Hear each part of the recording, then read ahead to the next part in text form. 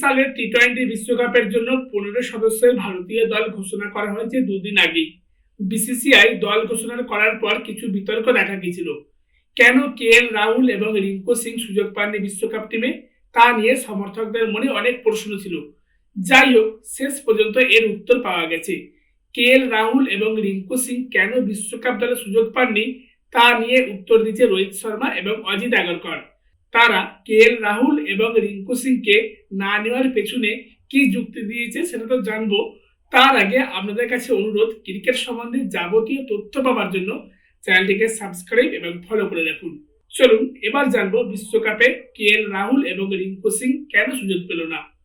ভারতীয় দল ঘোষণার আগে সবচেয়ে বড় বিতর্ক চলছিল উইকেট রক্ষকদের নিয়ে। এই দৌড়ে রাহুল ছিলেন সবচেয়ে বড় প্রতিযোগী, কিন্তু বিসিসিআই এবং রোহিত শর্মা রাহুলের উপর আস্থা রাখেনি। শেষ পর্যন্ত ঋষভ পন্থ এবং সঞ্জু স্যামসনকে বেছে নিয়েছে উইকেট রক্ষক হিসেবে।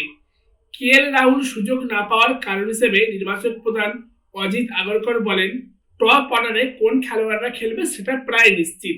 অর্থাৎ টপ অর্ডারে ভারতীয় ব্যাটিং লাইন আপটি সম্ভবত এমন হতে পারে, রোহিত এবং যশস্বী ওপেন করবেন এবং 3-এ বিরাট কোহলি খেলবেন। অর্থাৎ প্রথম 3-এ কোনো সুযোগই নেই রাহুলের জন্য।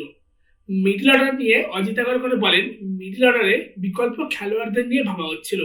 সেক্ষেত্রে ঋষভ পন্থ এবং সঞ্জু স্যামসনের ওপর নির্বাচকরা বাজি ধরেছে। রোহিত বলেছেন যে স্যামসন দলের ব্যাটিং লাইন আপের যে কোনো জায়গায় ব্যাট করতে পারেন, তাই রাহুলের চেয়ে পন্থ ও স্যামসন এই ভূমিকায় বেশি মানানসই হতে পারে। এ তো গেল রাহুলের কথা। তাহলে রিঙ্কু সিং কেন সুযোগ পেলেন না বিশ্বকাপে? রাহুলের সাথে টি-20 ওয়ার্ল্ড কাপের জন্য রিঙ্কু সিংও সুযোগ পাবে বলে আশা করা হয়েছিল, কিন্তু গত কয়েক মাসে ভারতের সেরা ফিনিশার হয়েও দলে জায়গা পাননি রিঙ্কু সিং। অজিত আগরকরও তাকে নিয়ে প্রতিক্রিয়া জানিয়েছেন। এর পেছনে কারণ ব্যাখ্যা করে তিনি বলেন, এতে রিঙ্কু সিং এর কোনো দোষ নেই। তাকে দলে অন্তর্ভুক্ত করার কথা ছিল, কিন্তু অধিনায়ক রোহিত শর্মা দলে 4 স্পিনার রাখতে চেয়েছিলেন, যার কারণে তাকে বাইরে রাখতে হয়েছে। তবে রিজার্ভ খেলোয়াড়দের তালিকায় রাখা হয়েছে তাকে।